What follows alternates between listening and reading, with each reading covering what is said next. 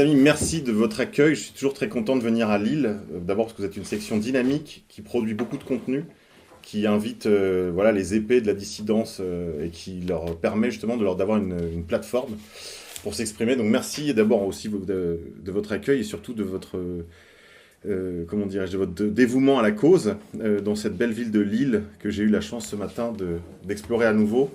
Et c'est vrai que je suis toujours heureux de venir vous retrouver ici.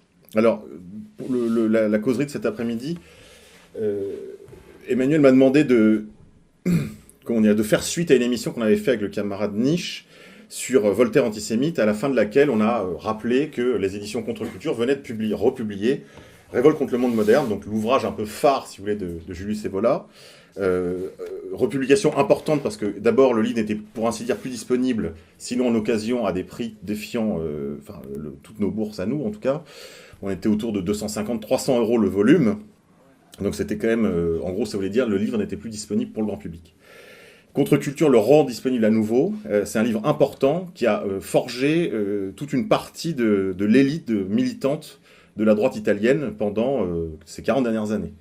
Je rappelais tout à l'heure à nos camarades quelques anecdotes. Quand j'avais 16 ans, les libraires parisiens qui distribuaient la pensée de la droite radicale nous faisaient remarquer que nous étions petits sur le plan intellectuel comparé à nos voisins italiens et qu'à l'âge de 15-16 ans, on leur mettait Evola dans les mains et que ça produisait du résultat.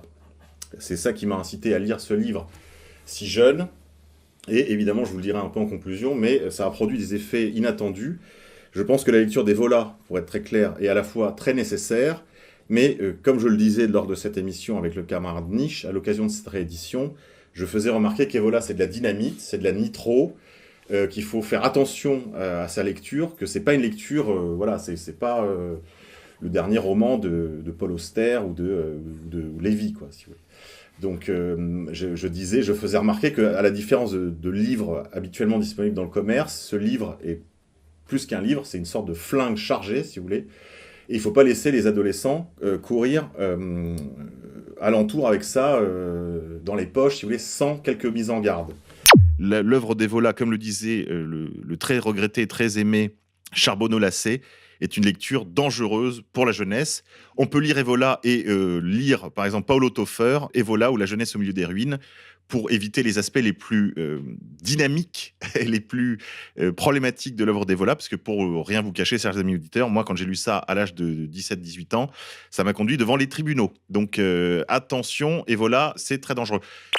Les militants politiques ont beaucoup à gagner à sa lecture, mais encore une fois, avec un grain de sel, parce que ça produit des effets parfois un peu inattendus, on va en parler. C'est suite à ce propos un peu énigmatique que Emmanuel m'a demandé de vous parler, à l'occasion de cette sortie, de cette réédition, de ce livre, pour d'une certaine manière vous encourager à le lire avec les mises en garde. C'était ça un peu l'idée de ce propos. Alors, il faut savoir que Evola commence son livre. Alors déjà, je vais commencer par une question. Est-ce que certains d'entre vous ici l'ont lu? Ok, quelques-uns. Bon, donc c'est aussi bien qu'on soit tous sur la même page. Evola commence son livre, si vous voulez, sur l'idée du déclin de l'Occident. C'est un thème qui est devenu à cette époque-là, il le dit lui-même, un lieu commun. Hein, et il veut affirmer les principes vrais pour préparer un redressement. Il dit, voilà, le déclin de l'Occident, c'est un truisme, c'est enfoncer les portes ouvertes. Depuis Oswald Spengler, qui est un philosophe allemand, on sait qu'il y a, on va dire, ce déclin, ce qu'on pourrait appeler, si vous voulez, ce déclinisme, mais presque métaphysique, avait déjà cours dans la droite radicale. Et lui se propose, un peu à la suite de Guénon, d'examiner les causes de ce déclin dans la deuxième partie de son livre, de décrire et d'examiner les causes de ce déclin. Et dans la première partie de son ouvrage, il va essayer de retrouver les principes qu'on pourrait appeler éternels, idéaux, entendus comme un idéal type platonicien, qui dirigeait, enfin qui étaient les principes directeurs de ce qu'il appelle les civilisations traditionnelles. Le problème, c'est que Evola appartient à une école qu'on appelle la tradition intégrale, ou le traditionnalisme, avec un T majuscule, avec l'emploi de la tradition, elle aussi avec un T majuscule, qui cherche à la distinguer comme école, à l'isoler comme école, si vous voulez, avec quelques grands penseurs du genre Guénon, Evola, Fridtjof Schion, et ce qu'on appelle autour d'eux, voilà, l'école de la philosophia perennis. Evola se propose de manière un peu critique, ou même très critique, de l'œuvre de Guénon, de réécrire le livre de Guénon, La crise du monde moderne, avec ses perspectives à lui. Ce sont des perspectives tout à fait uniques, dans le sens où il est descendant d'une famille aristocratique de Sicile, résidente à Rome, il a été une figure importante des avant-gardes artistiques entre deux guerres, en particulier du dadaïsme. Il était le principal auteur dada, si vous voulez, et peintre dada, ce qui n'est pas rien. Enfin, hein, c'est comme si on parlait d'André Breton, si vous voulez, ou de Tristan Tzara. Il était le Tristan Tzara de l'Italie. Bon. Et puis, il avait un style à la fois aristocratique et anarchiste de droite, si vous voulez, tout à fait congruent pour l'époque de la sortie des tranchées. Il avait fait la Première Guerre mondiale, bien sûr, et il était fasciné par le nihilisme et par le côté anti-bourgeois qui traversait les avant-gardes européennes, et en particulier italiennes à ce moment-là. Je dois dire qu'il y a eu aussi une très belle école cubo-futuriste en Italie entre deux guerres, et que donc il y avait un bouillonnement culturel, artistique, dans lequel il s'est inscrit délibérément.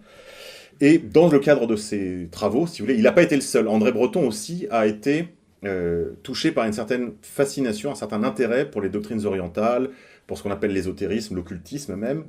Et voilà, va aller jusqu'à la pratique de la magie en créant un cercle qu'il quittera très rapidement, qui va s'appeler Our, qui donnera lieu d'ailleurs à des travaux qui sont réunis dans un autre livre qui s'appelle Our et Crour. Et voilà va également donner dans ce qu'on appelle la magie rouge, c'est-à-dire la magie sexuelle, qui donnera naissance à un important livre qui s'intitule La métaphysique du sexe, métaphysique des sexes, pardon, et dernière édition à l'âge d'homme, ça a daté des années 2000, livre très difficile à se procurer également.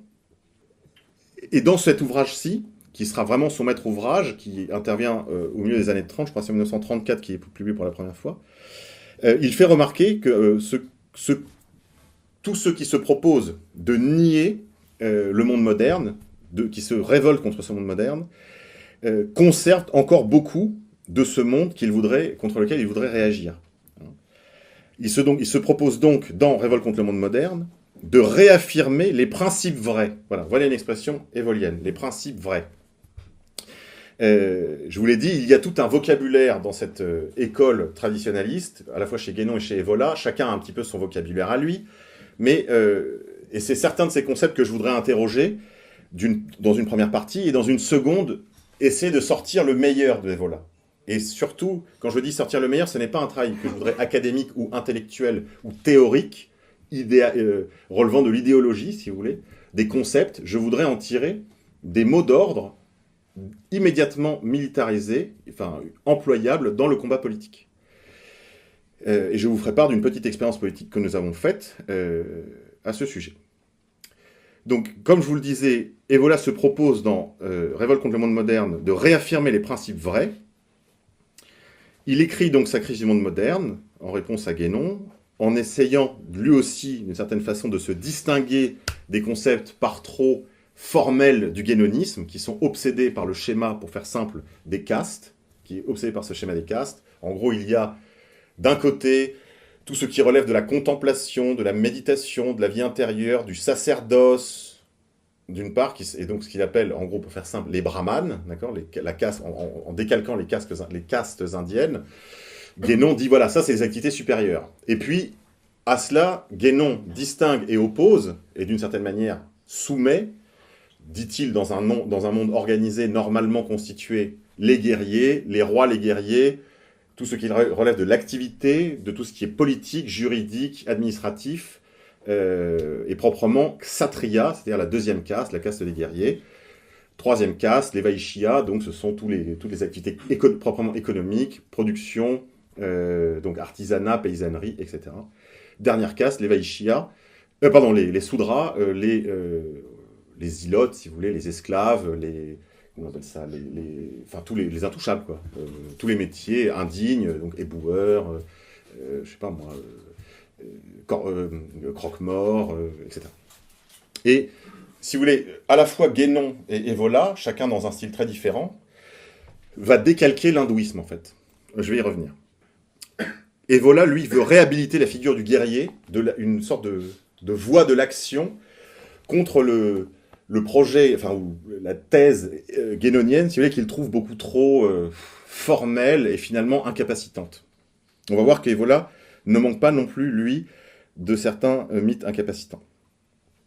La théorie générale, si vous voulez, aussi bien d'Evola que de Guénon, il faut savoir que Evola, je vous ai fait quelques éléments biographiques tout à l'heure, Evola va tomber sur René Guénon entre deux guerres et ça va changer sa vie. La lecture de Guénon va le conduire à abandonner la pratique de l'ésotérisme dont je vous parlais, la magie sexuelle, etc. Enfin, l'abandonner. En tout cas, publiquement, il n'en fait plus état, il n'en fait plus la promotion comme il le faisait précédemment. Il a écrit des livres très étranges, d'un nietzschéisme un peu exalté, un peu excessif, qu'il a intitulé, qui s'intitulait l'individualisme absolu, l'individu absolu, pardon, si je traduis bien. Et en gros, c'est un métanichéisme, si vous voulez. C'est un nichéisme devenu fou, mais qui poussait certaines logiques modernes, très modernes, de l'individu, donc, à son paroxysme.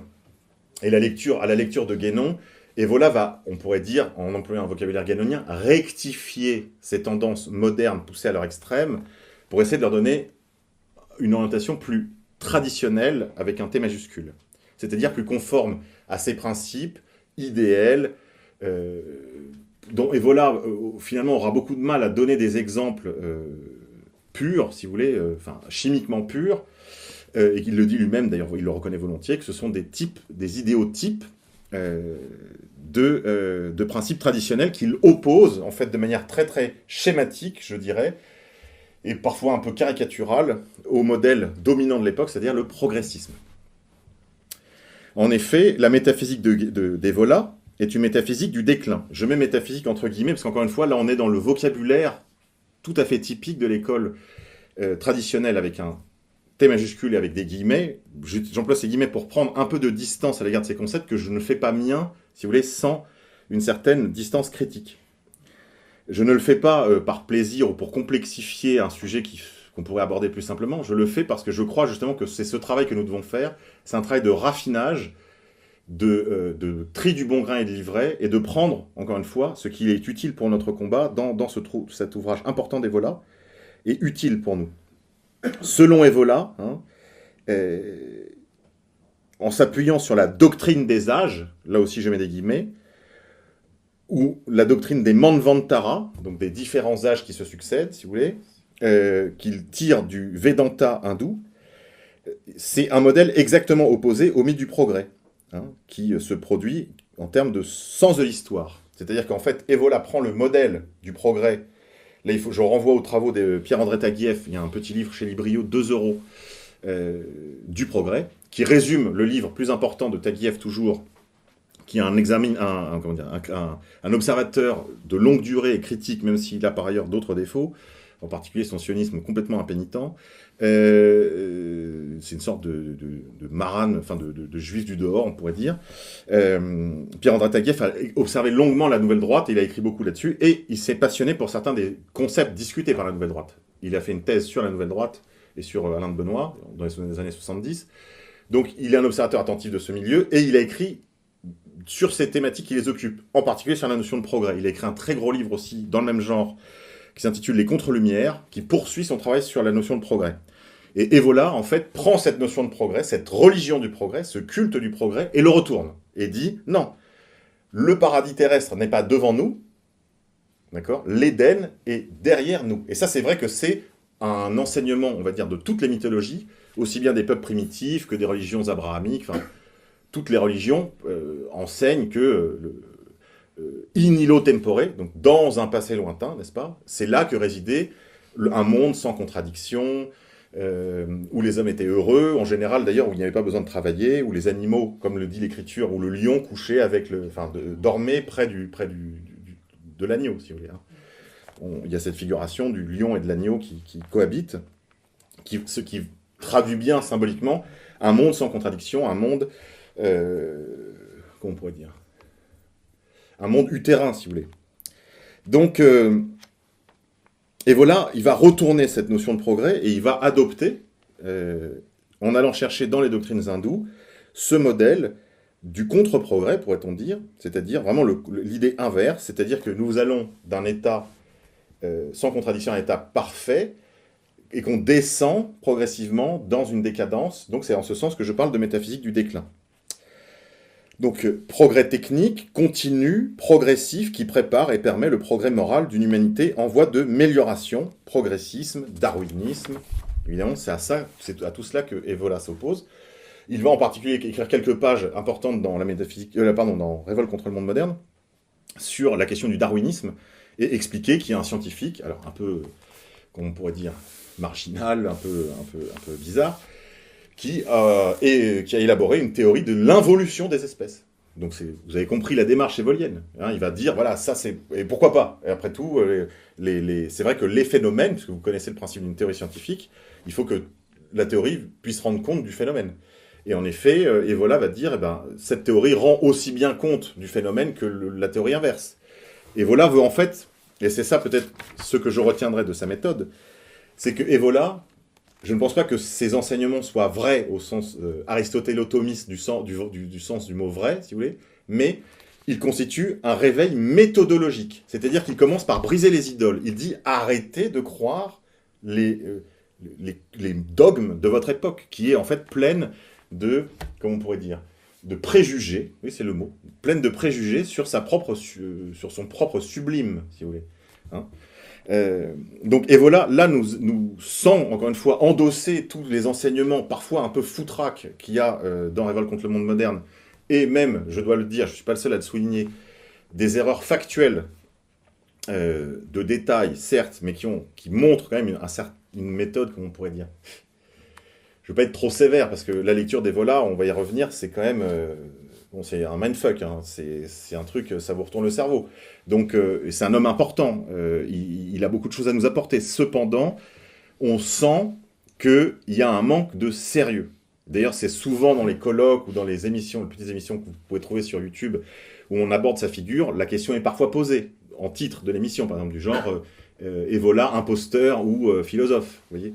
Donc la question est posée. Je ne dis pas que c'est un imposteur, je dis qu'il y a parfois des choses qui sont faites un peu à la hussarde, avec un manque de sérieux académique, qui laisse penser à, comment on pourrait appeler ça, une sorte de méthode d'autodidacte, si vous voulez.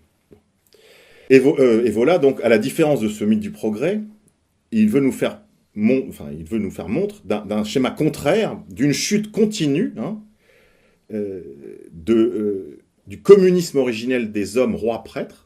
C'est ça, le modèle initial. Hein. C'est au début, in illo tempore, il y a un communisme originel, ça vous renvoie évidemment au contenu d'un Francis Cousin, communisme originel des hommes qui sont à la fois des rois et des prêtres, de l'âge d'or édénique. C'est-à-dire que dans l'âge d'or, dans le premier âge, on est dans l'Éden, sans contradiction, il n'y a pas de distinction des castes, il n'y a pas de distinction des fonctions, tout le monde est roi prêtre.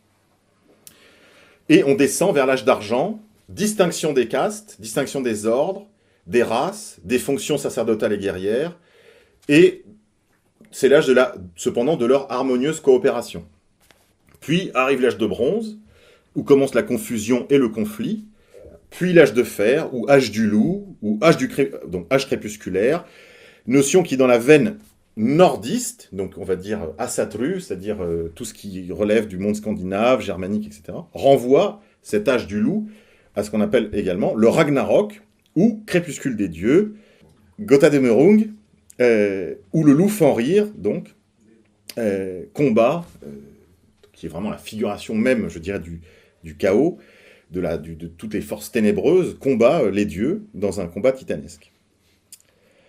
Sachez tout de même que cet âge sombre, cet âge du loup, qui est donc le quatrième âge, qui est aussi le plus court, il faut imaginer que l'âge d'or dure 2 fois plus que l'âge d'argent, qui lui-même dure 2 fois plus que l'âge du bronze, qui lui-même dure 2 fois plus que l'âge du fer, que cet âge du fer, cet âge du loup, a quand même commencé, je dis à la louche, hein, j'ai pas relevé dans le monde Vantara, on a le truc à l'année près, hein. C'est 5224 ans, enfin, c'est d'une telle précision, si vous voulez.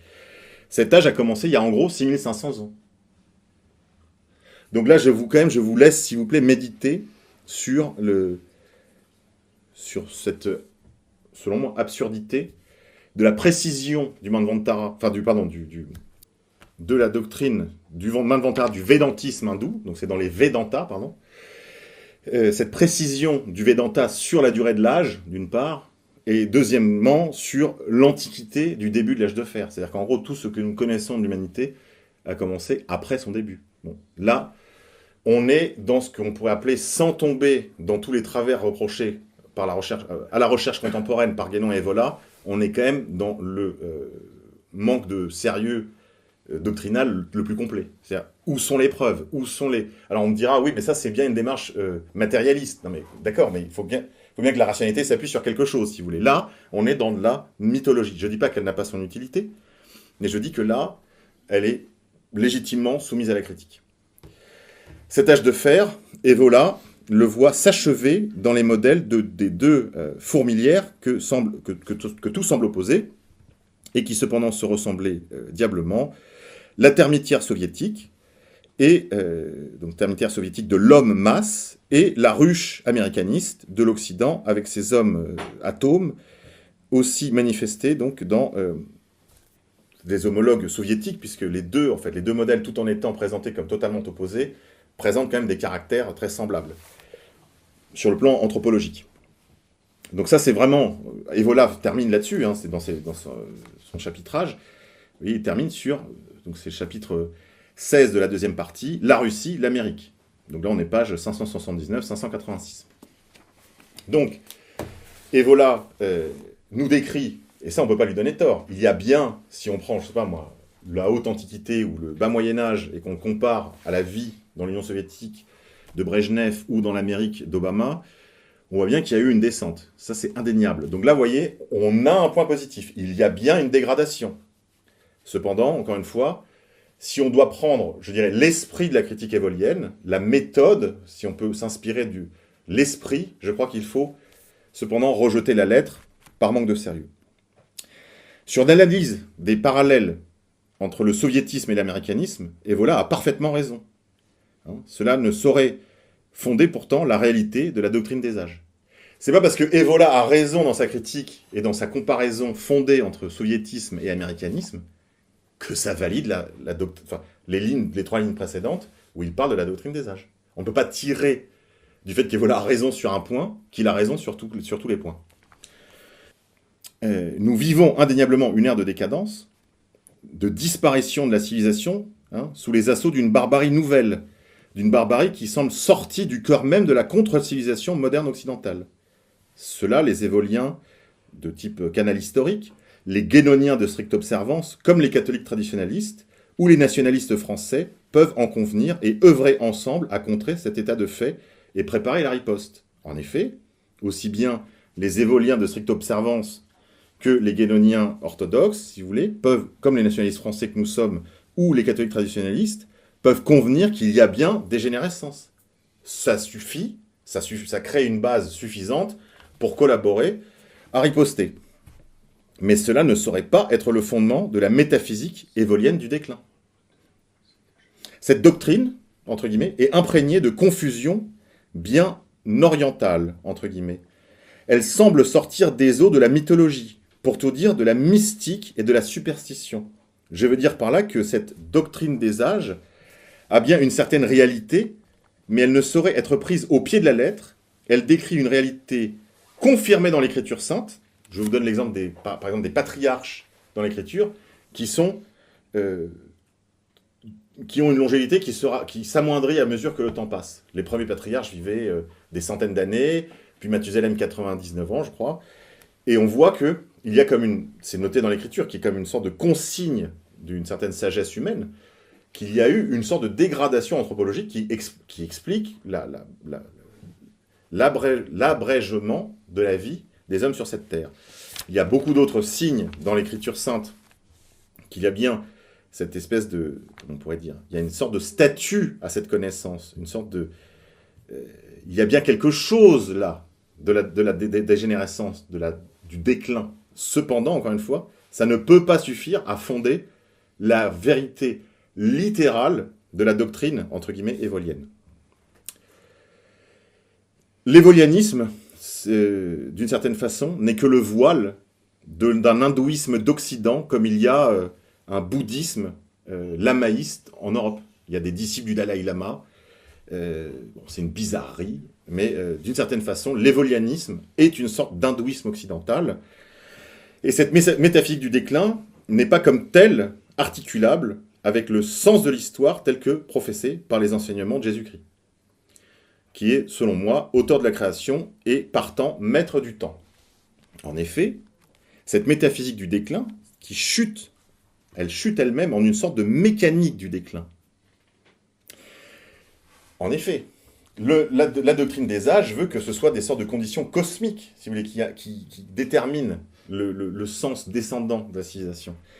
Or, la notion du temps pour le chrétien, c'est un temps linéaire avec une unicité d'événements, des unicités événementielles.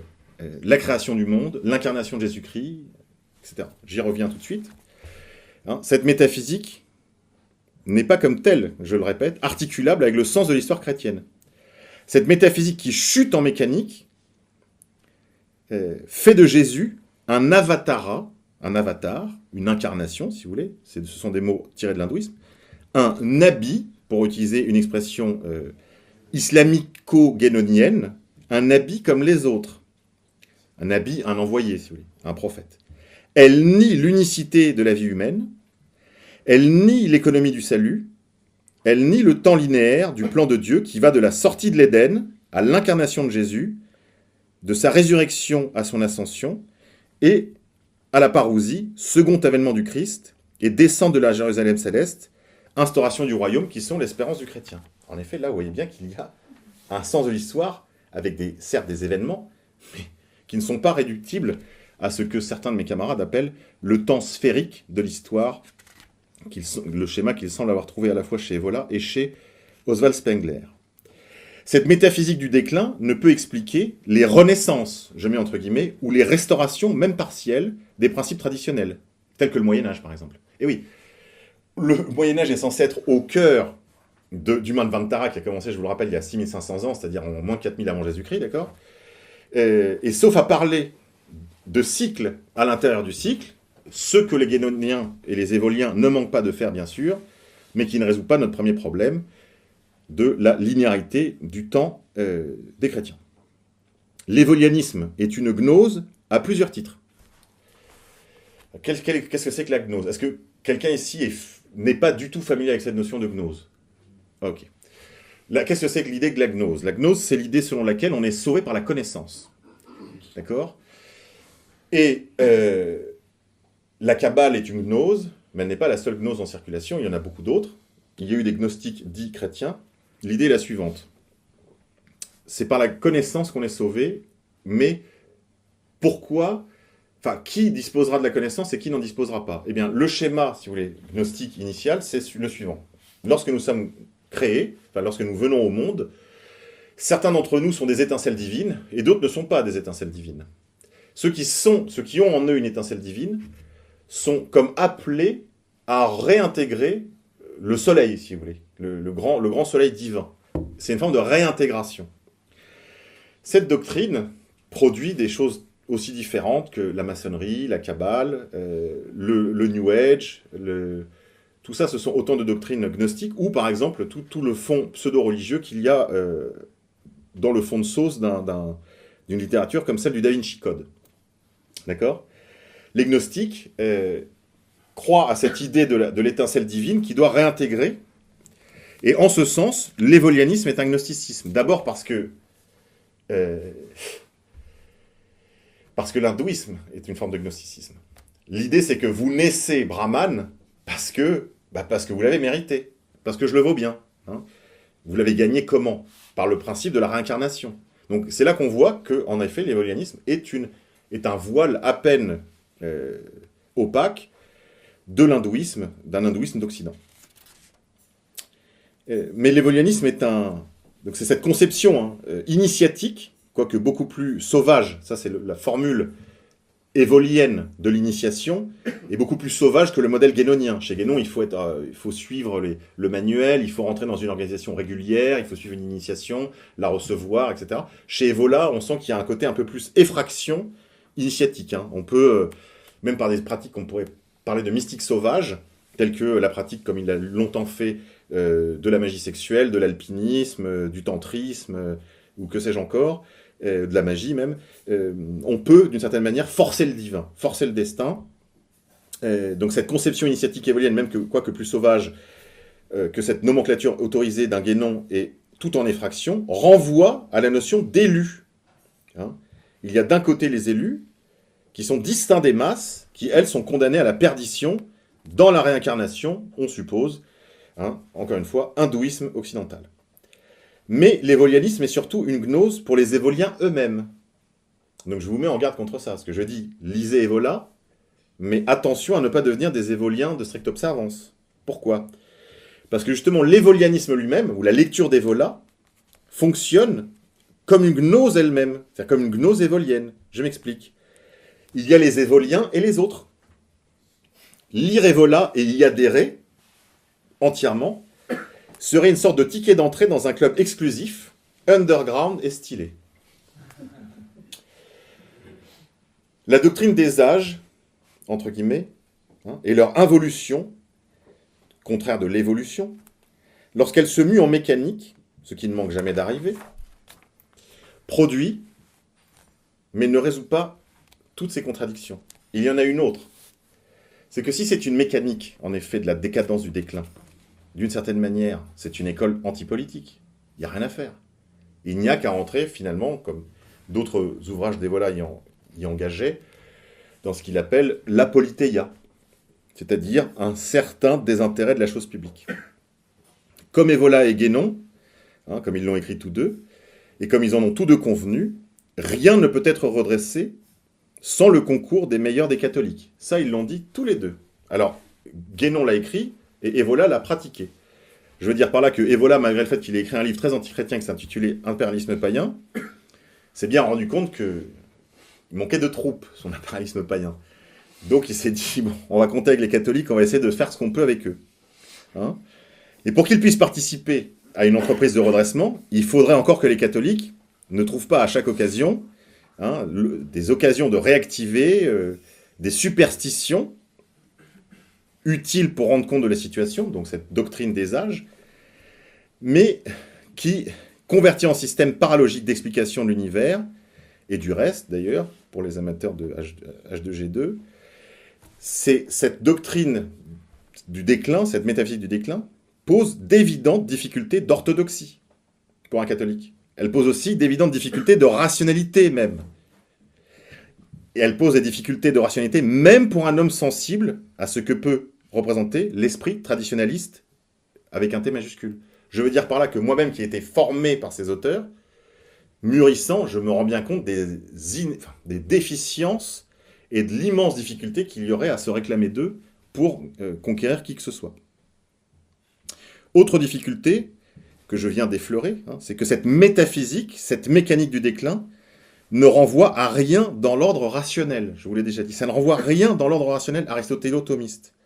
On pourra toujours nous opposer les quelques paragraphes de Guénon sur les limites de la théologie. Cependant, le sérieux, tels que les travaux du père Verlinde, les travaux du père Séraphin Rose, les travaux de Borella, ou ceux encore de mon frère, plus humblement, ont fait un sort aux notions d'ésotérisme guénono-évolien. Ils ont fait un sort définitif pour qui veut bien se pencher à ces doctrines. Il n'y a aucune doctrine qui soit, comme on pourrait dire, de l'inconnaissable, de l'ineffable, ou de l'apophatique. Pour faire simple, la théologie apophatique, c'est la théologie de la négation. On dira par exemple, Dieu ni grand, ni petit, ni bon, ni colère, ni... Voilà, la théologie apophatique, c'est cette démarche qui consiste en gros, si vous voulez, à soustraire toutes les qualités de Dieu pour essayer de s'approcher du Dieu ineffable, du Dieu inconnaissable. Ça existe dans l'ordre de la mystique, même chrétienne, bien sûr, ça existe, mais c'est une petite tactique de certains milieux, en particulier maçonniques. Je pense ici à un de mes anciens camarades, Jean-Marc Vivenza, qui se reconnaîtra, de cette promotion de la théologie apophatique, de figures comme celle de Maître Eckhart et d'autres, pour essayer de résoudre des contradictions insolubles entre les différentes religions, entre elles d'abord, et entre elles et la vérité révélée par Dieu lui-même par Jésus, et qui se résume dans la foi des apôtres. Il y a des contradictions insolubles entre ces doctrines, si vous voulez, par exemple, de ce qu'on appelle l'unité transcendante des religions, concept très guénonien, mais qui maintenant, si vous voulez, converge dans cette école traditionnaliste, et l'orthodoxie catholique. Cet apophatisme est une tactique de type gnostique, une fois de plus, gnostique maçonnique, pour cacher misérablement la pauvreté et la négation des contradictions bien réelles entre ce qu'ils appellent les rayons religieux. C'est-à-dire que chaque religion, chaque tradition religieuse serait comme une sorte de rayon, si vous voulez. Quand on fait réfracter la lumière, vous voyez, le blanc se réfracte en 1000 nuances de toutes les couleurs de l'arc-en-ciel, si vous voulez. L'idée est la suivante, c'est chaque rayon lumineux nous fait remonter à la source blanche, la lumière pure, ineffable, apophatique, de la tradition, si vous voulez, hors de toute forme traditionnelle. Ce schéma d'explication entre en contradiction, une fois de plus, avec la logique qui veut que deux vérités religieuses, ou une vérité religieuse et un mensonge, sont irréconciliables. C'est comme le dit saint Paul, c'est vouloir réconcilier les ténèbres et la lumière. Autre débouché maçonnico-mondialiste à cette logique de l'unité transcendante des religions, c'est que ces traditionnistes regardent souvent le dialogue œcuménique comme une conséquence bien naturelle de leur ouverture intérieure, si vous voulez, à cette conception supraformelle des religions. Et donc, paradoxalement, l'école traditionnaliste, guénono-évolienne, débouche sur une certaine bienveillance à l'égard de ce dialogue œcuménique, qui est véritablement une entreprise noachite. Je vous renvoie sur ces contenus à Internet, je ne vais pas résumer maintenant, ce serait trop long. On en dira un mot en conclusion. Mais ces notions sont en gros la préparation de la religion de l'Antéchrist. C'est ce qu'on appelle tout simplement la crise de l'Église dans un certain versant, ou le mouvement d'animation spirituelle du mondialisme, si on veut être plus complet. La chronologie des Volas, telle qu'il l'évoque par exemple, fait remonter certains temps importants au 8e ou au 6e siècle avant Jésus-Christ. Je vous rappelle que le Kali Yuga aurait commencé 6500 ans. Donc, on parle de 6500 ans, pas de 600 ans.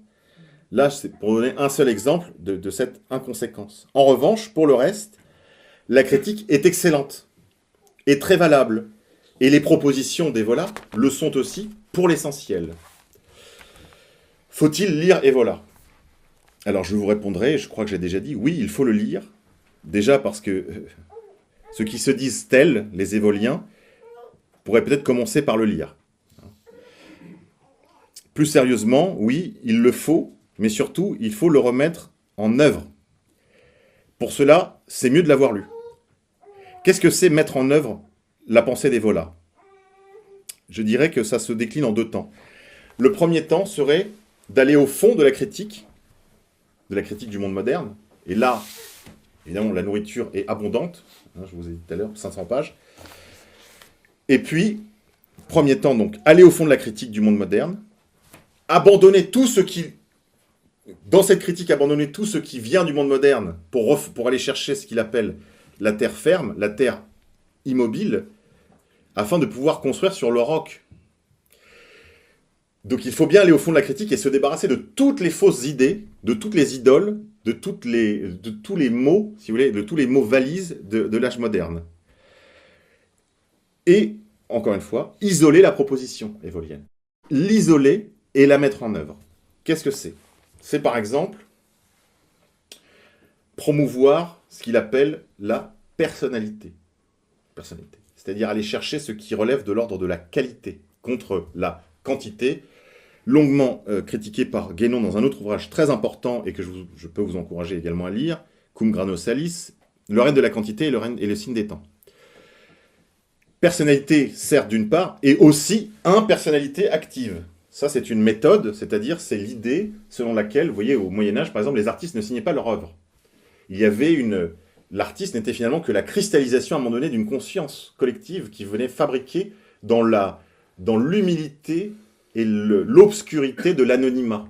De la même manière, Evola parle dans certains écrits sur la guerre, qui sont absolument passionnants, et qui, je dirais, prolongent les écrits d'auteurs aussi importants que René Quinton, le Junger français, ou Junger lui-même, ou d'autres auteurs de guerre, si vous voulez, d'autres romanciers de guerre qui nous expliquent comment la guerre est notre mère et comment elle est une maîtresse de la vie intérieure, comment en fait elle fait grandir l'homme, comment l'homme est fait pour le combat en fait. Et voilà, évidemment, dans cette veine. Et donc Evola peut prolonger ses réflexions lorsqu'il nous parle de ce qu'il appelle la vie de... Ah, quel est le mot en latin la niquée, si vous voulez, en grec, niquée, la victoire anonyme, si vous voulez. Le type qui meurt dans la tranchée, frappé par une balle, qui d'une certaine manière, c'est pour lui une occasion en fait d'un héroïsme anonyme. C'est un petit peu, si on sent le caractère totalement tragique de ce que je viens de vous dire, c'est un petit peu l'idée qu'on retrouve dans la figure des hobbits chez Tolkien. C'est-à-dire que Tolkien va forger des petits personnages durs, ils sont petits, mais ils sont durs à la tâche, ils sont tenaces, ils sont vertueux, et ils sont en plus bienveillants. Et quelles sont les personnes qui vont inspirer Tolkien pour forger ces semi-hommes, ces demi-hommes? Il va aller chercher ça en regardant ses confrères dans la tranchée. C'est de cet héroïsme-là dont nous parle Evola, vous voyez? L'héroïsme dans l'anonymat. Donc là, il y a quelque chose à l'épuiser. Nous avons, je vous en ferai part juste à l'instant, tenté une aventure de cet ordre avec mes camarades de Dextra. Ensuite, il y a d'autres notions qu'il s'agit de réhabiliter. Et voilà, on parle toujours dans son style, si vous voulez, mi-mythologique, mi-superstitieux, dans les premiers chapitres. Mais il fait des rappels tout à fait utiles et absolument indispensables pour tout militant politique qui veut contribuer à l'élaboration du programme. Mais ça, c'est pas le plus important. Le plus important, c'est encore une fois la mise en œuvre de ces principes. Ici, il parle par exemple de la loi, l'État, l'Empire, le mystère du rite, le caractère primordial du patriarcat, la question de la virilité, etc.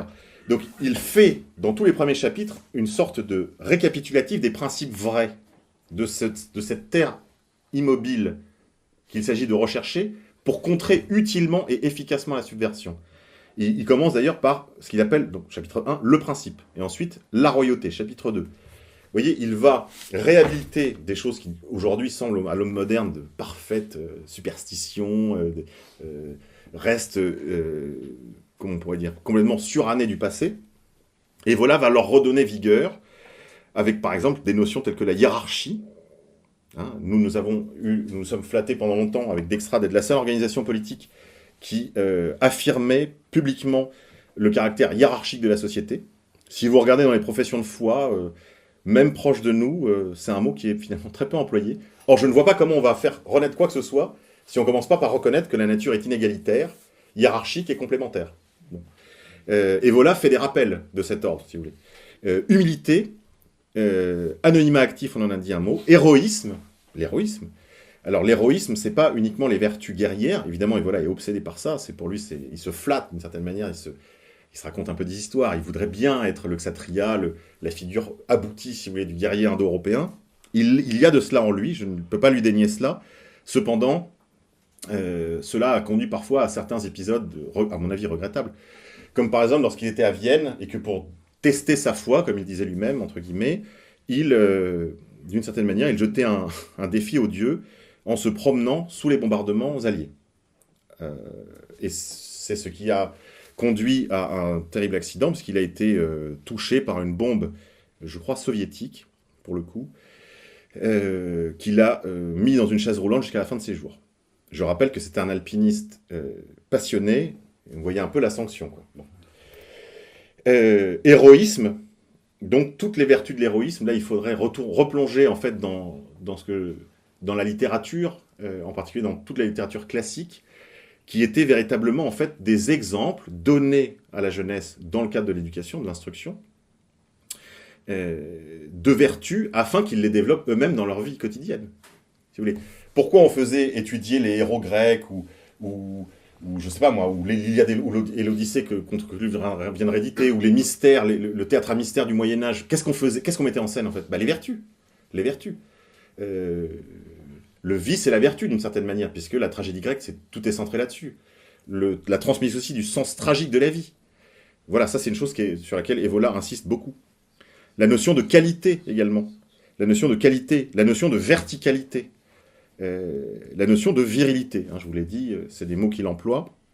Il a été passionné par deux lectures tout à fait révolutionnaires pour lui. en plus de celle de Guénon. Il y a eu d'un côté Bachofen, auteur d'un livre sur le matriarcat, un livre très important, très volumineux, et puis de l'autre côté, la lecture de Otto Weininger, lui aussi republié par Contre-Culture, beaucoup plus accessible, je dirais, en termes de pagination, ce qui doit faire, je sais pas, 120 ou 140 pages. Livre absolument foudroyant d'un juif viennois qui a écrit sur les relations hommes-femmes et qui a fait un mindfuck aussi à Evola, et qui l'a mis sur ce chemin voilà, de la recherche des principes vrais. Et voilà, rappelle tous ces principes, je ne peux pas les résumer tous, je vous invite à le lire par vous-même. Vous n'êtes pas obligé d'aborder ce livre comme un roman, de le lire de couverture à l'autre d'un seul trait. Je le lis moi plus comme un manuel, un truc auquel on revient, on peut aller chercher, ne serait-ce que par les entrées qui sont proposées. Lorsqu'on a une question sur la notion de l'État, par exemple, aller chercher de ce côté-là. Je vous disais mettre en œuvre Evola. Dans le cadre de nos activités politiques, nous avons essayé, avec mes camarades de Dextra, de faire ce que nous proposait de faire Adinolfi, Gabriele Adinolfi, un des militants les plus méritants de la droite alternative italienne. Vous le savez, il a été accusé faussement de l'attentat de la gare de Bologne dans les années 80. Il a fui l'Italie pendant 20 ans. Lui et son organisation l'État italien a tenté d'écraser lui et ses camarades, dont certains continuent de militer avec lui. Chacun un peu de son côté, mais je veux dire, ils sont encore là, ils sont encore présents. Et Adinolfi est un lecteur attentif et extrêmement intéressant et poursuivant d'une certaine manière le travail d'Evola. Adinolfi a écrit un article important qui s'intitule, je paraphrase, pour un évoléninisme. En gros, à quoi nous encourageait-il ? À croiser le meilleur du léninisme, c'est-à-dire en gros, selon moi, du maoïsme, la culture du parti révolutionnaire, si vous voulez, d'un côté, et de l'autre, la vision du monde, pourrait-on dire, certes décliniste, du métadécliniste d'Evola, mais surtout la réaffirmation de principes souverains. Comme le dit Evola lui-même, on ne reconstruit rien sur une seule négation. On ne peut pas grouper les gens, par exemple, seulement, je parle pour les générations qui nous ont précédés, par exemple sur le seul anticommunisme. Ça ne suffit pas, c'est pas un motif suffisant. On ne peut pas mobiliser les gens uniquement sur l'anti-islamisme, suivez mon regard. On ne peut pas mobiliser les gens seulement sur l'anti-modernisme, du genre, rejetons le monde moderne. Non, il faut une proposition souveraine. Et donc, il faut des affirmations souveraines. Et c'est en ce sens que la lecture d'Evola nous est utile, parce qu'elle nous permet d'aller chercher les principes vrais. Encore une fois, je les répète, hiérarchie, humilité, héroïsme, qualité, verticalité, virilité, etc. Et par exemple, dans l'ordre même simplement institutionnel, que nous soyons tous des missionnaires de la monarchie, ne serait-ce que comme une nostalgie, pour que nos contemporains comprennent bien que là, il y a eu une rupture, il s'est passé quelque chose, et que d'une certaine façon, c'est un mot rapide, un slogan presque, pour dire que oui, nous sommes contre tout ce qui se produit depuis la décapitation de Louis XVI. C'est une manière de dire rapidement, oui, je suis contre le monde moderne, mais nous avons des choses à proposer. Par exemple, dans l'ordre institutionnel, la monarchie, comme le fait Evola, de manière assez surprenante quand on connaît son travail. À Dextra, nous avons tenté de répondre à cet appel d'Adinolfi de la constitution d'une organisation évoléniniste, à la fois dans notre mode d'organisation interne et dans notre style de travail. Le style de travail, nous avons cherché, c'est une des raisons pour lesquelles je ne souhaite pas particulièrement apparaître, parce que je rejette le culte de la personnalité, si vous voulez, du youtubage. Je crois, ça ne sert pas, le message, quand le messager, si vous voulez, se met en avant, là aussi, suivez mon regard, le youtubage narcissique, vous y êtes habitué, je crois. Il y a 2-3 noms qui me viennent spontanément à l'esprit. Des gens qui sont en fait des artistes décompos, gauchistes, voilà. Je crois que là, il fallait, pour vous donner un exemple, même si évidemment ce n'est qu'un parallèle, l'imam Khomeini a fait sa révolution en Iran en travaillant avec des cassettes audio. Il faisait des homélies, si vous voulez, et la cassette audio a fait la révolution iranienne. Mais l'imam Khomeini, regardez même sa posture, son être. Alors on peut faire beaucoup de critiques, il est musulman, il est chiite, il faisait un peu peur, faut reconnaître, mais on voit que c'est un homme différencié. C'est ce que Evola va appeler un homme différencié. On voit, par son seul attitude, enfin son seul langage corporel, que ce type habite déjà à moitié dans le ciel, si vous voulez. Et l'humilité, l'exil, et le service total, dévoué totalement à ce que lui considérait comme la vérité religieuse et politique. Voilà un modèle. Les militants du Hezbollah sont pour nous des exemples de ce que peut être un militant différencié qui meurt dans l'anonymat, vous voyez, sortant de son trou pour dégommer une Merkava israélienne. Je vais vous donner un autre exemple. C'est une petite anecdote qui m'a été rapportée par un camarade dont un de nos amis communs s'est rendu au sud Liban.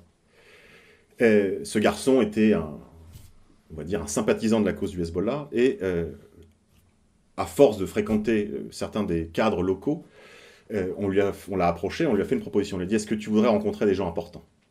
Et ce garçon dit oui, bien volontiers. Et lui, évidemment, en secret, il disait: je vais rencontrer le Cher, je vais rencontrer Hassan Nasrallah, ou peut-être son bras droit, et ça va être une expérience exaltante. Et il n'avait pas tort. On a commencé par le mettre dans une maison, toujours un petit peu sous surveillance. Il sentait qu'il y avait il se passait, on préparait quelque chose. Et puis, on fait venir une voiture, on lui met une cagoule. Il ne voyait pas. Alors, on sent la voiture qui déambule dans la montagne, il y a des lacets dans tous les sens, et il arrive dans un village après vraiment des heures et des heures de route, et il sentait une certaine nervosité des conducteurs et de ses accompagnateurs. On le fait descendre de la voiture, on le fait rentrer dans une maison, puis dans une autre, et là, on lui enlève la cagoule, et il voit dans la pénombre des matelas souillés, et des jeunes gens visiblement affectés d'handicaps mentaux, physiques, etc. Et le garçon qui accompagnait ce camarade lui dit: voilà, c'est pour eux qu'on combat. Et là, il a compris le message. C'était eux les gens importants. Dans cette histoire, vous voyez toute la profondeur de ce que ça peut vouloir dire, cette impersonnalité active. Il y a une autre leçon qu'Evola nous apprend, c'est qu'il s'occupe dans un autre livre important, mais il en parle longuement aussi dans celui-ci, de ce qu'il appelle par ailleurs la guerre occulte. Je traite parfois ça dans mes émissions, les dossiers de Monsieur K. J'en profite pour dire à ceux que ça intéresse que je vais m'y réatteler. Il y a une guerre occulte qui est en cours. Evola va écrire de nombreux articles là-dessus. Il va s'occuper de cette guerre occulte. Eh bien, nous avons essayé, très humblement, avec le travail avec mes camarades, d'utiliser les méthodes de la subversion contre elle-même. C'est-à-dire opération sous faux drapeau, stratégie du pyramide. Je vous donne un exemple. Attentat du 11 septembre. Le 11 septembre, c'est du bidon. On va créer donc pour contrer ce genre d'initiative, on va créer un forum et on va vous amener progressivement du 11 septembre aux reptiliens, des reptiliens aux armes scalaires, je sais pas quoi, et puis après aux colonies pénitentiaires sur la planète Mars, si vous voulez. Et donc en faisant ça, l'oligarchie, évidemment, emploie la stratégie qu'on appelle la stratégie du pyramide. C'est-à-dire qu'il vous colle avec des gens pas crédibles dans le seul but de vous compromettre. Hein, je pense ici à une figure comme Tepa, par exemple, hein, qui a été bien appréciée dans certains milieux de la dissidence et qui nous a quand même tout servi. Hein, bon. Stratégie du pyramide. Il y a d'autres choses comme ça qui peuvent être employées. Pour vous donner quelques exemples, récemment, je ne dirais pas qui, encore qu'elles aient revendiqué leur action, des camarades féminines, employant ces méthodes que nous avions essayé d'appliquer, ont détourné la campagne contre le féminicide qui avait lieu en Ile-de-France, partout, absolument partout. Je peux vous en témoigner parce que j'ai pris mon deux roues et j'ai été à peu près partout en Ile-de-France à cette période. Et elles avaient collé à peu près partout des messages anti-féminicide, qui est c'est la nouvelle ligne de front du féminisme dingo. Et ces jeunes femmes ont détourné la campagne en collant elles aussi exactement des choses sur le même schéma, c'est-à-dire c'était des feuilles, c'est une lettre par feuille A4, si vous voulez, c'était très visible. Hein. Et elle disait, par exemple, au lieu de dire, Karine, 24 ans, tuée par son conjoint policier, elle mettait, je sais pas moi, Justine, violée par un migrant afghan, tout était exact, hein, les dates, les noms, etc. Comme la campagne féminicide. En utilisant cette stratégie, si elle n'avait pas commis l'erreur, bon ça c'est normal, les débutants ont le droit de commettre quelques impairs, elles ont fait vriller la campagne. Et ça commençait, avant qu'elles ne revendiquent l'action, ça commençait à vriller sérieusement dans les milieux féministes. Parce qu'en fait, les milieux féministes sont partagés entre le fait de défendre les femmes ou le fait de ne pas... vous voyez, l'immigration, c'est le sol, quoi. Faut surtout pas marcher dessus. Donc, là, elles étaient dans une contradiction, et ces jeunes femmes, en faisant ça, les ont mis dans leur contradiction, et elles ont clairement mis le désordre chez l'adversaire. Voilà, ça, ce sont des choses qu'on peut tirer chez... Voilà, il y a des...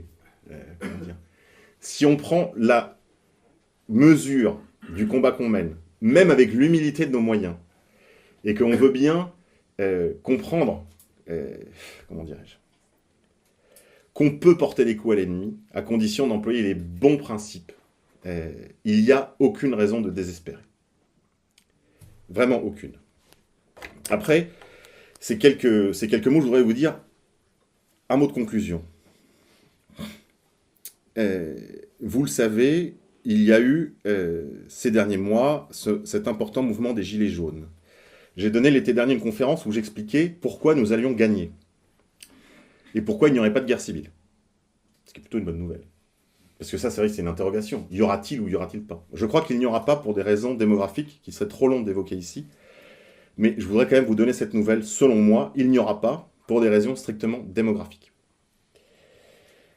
Autre bonne nouvelle, il y a eu les Gilets jaunes avec leurs insuffisances. On fera une émission prochainement, un PTDH avec des Gilets jaunes. Et je ne vais pas les épargner, même si je les soutiens. C'est comme nous l'a appris, là encore une fois, Evola, soutien critique. Soutien critique. Qu'est-ce qui manquait le plus aux Gilets jaunes? Des principes. Et des chefs. Des chefs qui auraient eu les bons principes. Les Gilets jaunes sont marqués quand même par un égalitarisme, démocratisme, limite un anarchisme d'esprit, si vous voulez, qui les empêche... Alors c'était très bien le basisme. Hein. Là, on est dans le léninisme. Militant de base, pas de représentants, mandat impératif, tout ça était très bon. Cependant, il manquait, je crois, l'autre hémisphère. Hiérarchie, virilité, verticalité, etc. Même si, encore une fois, quelques signaux positifs ont été envoyés. Des messes gilets jaunes, des curés avec les gilets jaunes, l'épisode de Notre-Dame aussi a été assez révélateur d'une certaine soif spirituelle, d'une certaine verticalité, d'une certaine intériorité. Je crois que nous, ER et je dirais les vaisseaux, enfin le vaisseau amiral ER et la flottille, si vous voulez, de la dissidence, nous sommes les seuls à proposer une riposte globale qui porte le nom de bioconservatisme. Défense des frontières, de l'éducation, fiscalité, immense crise de la transmission que nous traversons. Nous combattons pour nos foyers, pour nos amours, comme dit la chanson, pour la patrie au naturel, d'accord, au plan naturel pour la patrie, et dans l'ordre de la grâce pour Dieu. Notre combat, hein, vous le savez, Gilets jaunes, canal historique. Notre combat implique de nombreux rejets, c'est vrai, hein, mais ce ne sont pas ces rejets qui motivent notre combat. Ça doit être, je vous l'ai dit, nos affirmations souveraines. Notre combat est d'abord pour la nature, pour la défense de la nature, de nos corps, d'abord, contre les pollutions, perturbateurs endocriniens, etc. Mais aussi pour le corps entendu dans sa préservation collective, c'est-à-dire, oui, le mot race, parce que la race s'inscrit dans notre combat général pour une écologie des civilisations, pour la préservation de la diversité humaine. Et nous avons, je le rappelle, collectivement le droit de rester nous-mêmes. Toutes les exceptions à la règle qu'on voudra, hein, moi j'en parle d'autant plus librement que j'ai des origines extra-européennes, cependant, donc par deux minorités ethniques invisibles, comme je le dis parfois, mais nous avons le droit de rester nous-mêmes. Nous avons le droit que nos enfants nous ressemblent. Nos deux combats, c'est l'identité d'une part et la transmission. Ces deux notions sont intimement liées. Nous avons aussi le droit de vivre dans notre pays, de ne pas subir nos voisins. Ça, c'est une forme de souveraineté, vous voyez. Le droit de continuer à être nous-mêmes. Défense de notre race, c'est-à-dire de la matière du peuple français, qui n'a jamais été aussi menacée, et cette défense n'a jamais été aussi nécessaire. Je vous rappelle juste que quand on parle des grandes invasions, ça n'a absolument rien à voir avec ce qui se passe aujourd'hui. Bon, je ne m'étends pas. Je vous renvoie, pour ceux qui n'auraient pas encore compris cet aspect des choses, au livre de Stephen Smith sur la grande ruée vers l'Europe. Je me flatte d'être quelqu'un de courageux, pourtant je dois vous avouer que je n'ai pas réussi à le finir. En fait, je n'ai même pas réussi à aller au-delà du chapitre 2. Parce que c'est véritablement désespérant. Mais, je vous l'ai dit tout à l'heure, les nouvelles sont quand même bonnes. Je vous renvoie à la dernière interview aussi que j'ai faite du président Le Pen, où il parle clairement de guerre démographique. Voilà, je crois que ça, c'est vraiment le minimum syndical, on part de là.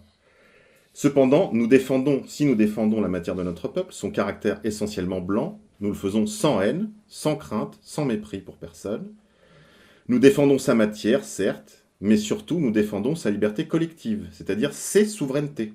Souveraineté contre toutes les immixtions étrangères et supranationales. Souveraineté politique, frontières, sortie de Schengen, souveraineté monétaire, recouvrement de notre droit à battre monnaie, énergétique, dépendance par exemple énergétique à l'égard de l'Afrique et plus particulièrement de l'Algérie, souveraineté alimentaire, souveraineté culturelle, face à l'impérialisme américain par exemple. Mais nous défendons surtout nos foyers, nos familles, contre l'État d'abord, contre le fisc, contre la DAS, contre les inspecteurs du travail, contre les flics et leurs radars, ainsi que les douaniers. Quelque part, Bernanos a écrit qu'un peuple qui ne fuit pas devant les gendarmes est un peuple veule. Là aussi, tous ces combats, nous devons les mener par amour. Nous sommes fondés à nous défendre, car les empiètements et les spoliations de l'État et de ses agents sont les forces du désordre établi. Enfin, et ça je crois que c'est aussi une leçon à laquelle Evola n'est pas tout à fait étranger, nous le faisons dans un esprit, dans l'esprit d'Antigone. C'est-à-dire que nous ne confondons pas la légalité et la légitimité. Nous devons, je le disais tout à l'heure, réaffirmer des souverainetés pérennes. Nous devons réaffirmer nos légitimités, la légitimité de nos combats. À toutes les lois tyranniques, nous avons le droit, mais également le devoir de résister. Un dernier mot enfin pour vous dire qui nous combat. Révolte contre le monde moderne, lecture critique de Révolte contre le monde moderne, mais encore faut-il élucider le sens de ce monde moderne. Je vous renverrai ici à l'émission que j'ai faite avec Pierre Hillard, où Pierre apporte de très précieuses réponses. L'ennemi recrute. Il veut établir une tyrannie mondiale pour soumettre le monde. L'ennemi entretient ce projet depuis à peu près 5000 ans. Là, on est vraiment dans des chronologies évoliennes. Là, ça nous renvoie jusqu'à la Babylone ancienne. Je pense à des figures comme Simon le magicien, ennemi de Saint-Pierre, à la gnose, ou plus précisément au gnosticisme, à toutes ces idées des échelles divines, des kélipotes, ces étincelles de lumière dont je vous parlais en introduction, dont la Kabbale s'est fait le réceptacle, Kabbale, ou autre nom de la gnose hébraïque, autre nom aussi de Babylone, qui a changé de nom bien des fois pour prendre celui de Loge, par exemple. Toutes ces organisations sont véritablement l'aile marchande du diable, les troupes de l'ennemi. Et vous le savez, ils ont beaucoup de leviers, beaucoup de soldats, des moyens considérables, l'argent de la haute banque, tous les médias. Ils ont plusieurs agendas, LGBT, transhumanisme, etc., euromondialisme. Et pourtant, tout cela, toute cette confusion, toute cette guerre occulte qui nous est menée, il faut bien le comprendre, tend vers un but unique. Et c'est là que je remercie Alain Soral pour son travail, sans quoi je n'aurais jamais réussi à faire ces synthèses, à comprendre ce qui se joue. Ce qui se joue, c'est véritablement un combat eschatologique dont l'horizon est ce que certains musulmans appellent le Malhama, ce que les chrétiens appellent Armageddon, qui se déroulera sur la colline de Megiddo, en face du mont Moria, à Jérusalem, sur lequel la loge, la Kabbale, a pour projet de reconstruire le troisième temple, afin que de là règne le roi des Juifs, que les chrétiens appellent Antéchrist. Les chrétiens et les musulmans appellent Antéchrist. Je sais que ça paraît une histoire absolument fabuleuse. Même Evola lui-même, lorsqu'il parle de guerre occulte, ne va pas dans ce luxe de détails. Je pense parce que c'est une vérité à la fois indicible, ridicule et terrifiante. Mais quand on a compris cette vérité si simple, et qu'on fait rentrer, si vous voulez, qu'on recompose le puzzle de tout ce qui nous arrive, c'est une histoire qui est je dirais, désarmante de simplicité. Alors évidemment, ça nous expose à une critique. Voilà, vous êtes monomaniaque, blablabli, blablabla. Certes. Cependant, il faut qu'on m'explique autrement ce qui se produit en Europe, en France. Il faut qu'on rende compte du phénomène, de ces deux grands phénomènes absolument cardinaux, que sont d'un côté ce qu'on appelle le grand remplacement, et qui est décrit dans ce qu'on appelle commodément, même s'il n'y a jamais eu d'écrit vraiment de cela, mais le plan Koudenov-Kalergi, qui n'est qu'un des chapitres, si vous voulez, de ce projet de destruction de Rome, parce qu'il faut savoir que dans le projet de construction du troisième temple et d'avènement de l'Antéchrist, c'est-à-dire du roi des Juifs, le Messie d'Israël, il y a des conditions. Une des conditions, c'est la destruction d'Édom. Édom, c'est nous. Hein. Le Mashiach viendra que quand Édom, l'Europe, la chrétienté sera totalement tombée. Donc je vous pose la question, c'est une bonne nouvelle que l'islam envahisse l'Europe? C'est une excellente nouvelle, ça annonce l'venue de Mashiach. Excellente nouvelle. C'est Rome, c'est entendu comme complexe politique et spirituel de l'Europe et donc de ses extensions, l'Occident chrétien, si vous voulez. C'est une condition sine qua non pour la réalisation de cette prophétie. Je ne sais pas si cette prophétie a une quelconque réalité, si elle aura un jour une quelconque réalité. La seule chose que je sais, c'est qu'il y a des gens qui, tous les jours, aspirent à ce plan. Alors on me dira, Contre-Culture vient de le rééditer, le protocole des sages de Sion. On me dira, mais c'est grotesque, c'est un faux, tout le monde le sait. Très bien. Evola nous dit dans un autre ouvrage que Révolte contre le monde moderne, mais ce n'est pas sans intérêt pour nous, il nous dit, peut-être les protocoles des sages de Sion sont un faux. Certainement même. Ils sont un faux, probablement à moitié écrit de la main d'officiers de l'Okhrana, c'est-à-dire la police secrète du tsar, qui avait intérêt à ce moment-là à déclencher, on va dire pour faire simple, des pogroms, de diversion, dans une Russie en pleine transformation. Tout ça est très possible, certain même. Mais nous, ce qu'on veut savoir, c'est pas si les protocoles des sages de Sion sont un faux ou pas. Ce qu'on veut savoir, si c'est ce qu'il décrit est vraisemblable ou non. Alors maintenant, il vient d'être édité. Donc je vous encourage, avec les quelques pièces du puzzle que nous propose Contre-Culture, de voir si ça s'emboîte. Voilà, je terminerai cette conférence comme je le fais toujours en vous disant de ne point désespérer parce que les racines profondes ne gèlent pas. Je vous remercie.